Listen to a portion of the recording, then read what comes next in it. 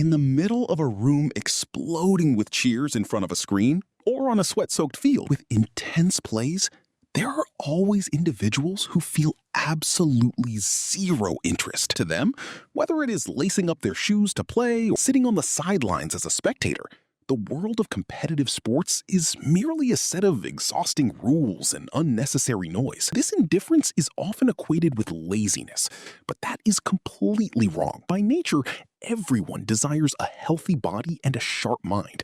But the way their brains choose the path to achieve that is vastly different. The biggest divide lies on the boundary between solo sports and tribal sports. When an average person participates in team sports, their brain is pumped full of dopamine from the desire to win, thrill of overcoming an opponent. Furthermore, the sports field is essentially a socially accepted stage to showcase strength, speed, and assert individual status before a crowd. It is a place to become a hero in a single moment under the gaze of others. But for those standing on the outside, the need to use physical strength to seek validation simply does not exist. The reward system remains entirely quiet during loud competitions. They still exercise and take care of their health, but they choose to run alone at dawn, lift weights in silence, or swim to find inner stillness. They do not need the cheers, the pressure of winning or losing, and certainly not a team to maintain discipline. Their self-esteem stands strong on its own,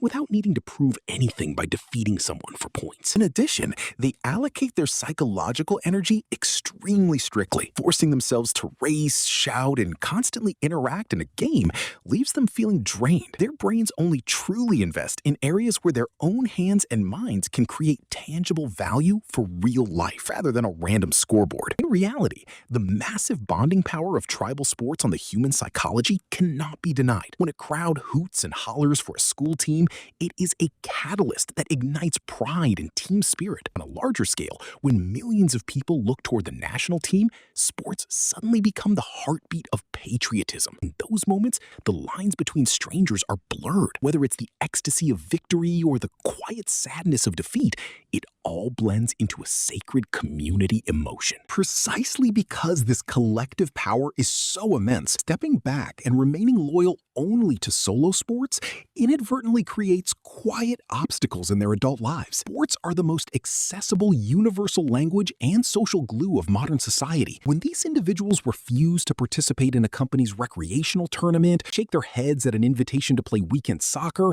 and remain silent during every conversation about the season finals, they are accidentally throwing away a massive amount of social capital. Crowd often perceives that refusal as a wall. Their absence in activities that involve shared sweat and collective emotion makes them easily misunderstood as aloof, rigid, and lacking team spirit. Colleagues and partners will automatically hesitate to share, rarely inviting them into crucial networking circles. And over time, they are slowly pushed to the margins of core relationships. Even so, these individuals absolutely do not need to force themselves to compete on a field or pretend to stare intently at a screen just to please others. No one can sustain an activity that their body and brain refuse to accept. The truth is, while team sports have massive bonding power, it is only one of many ecosystems for human communication. If their nervous system chooses the stillness of solo sports over physical competition, they can completely seek community connection through other avenues. They can build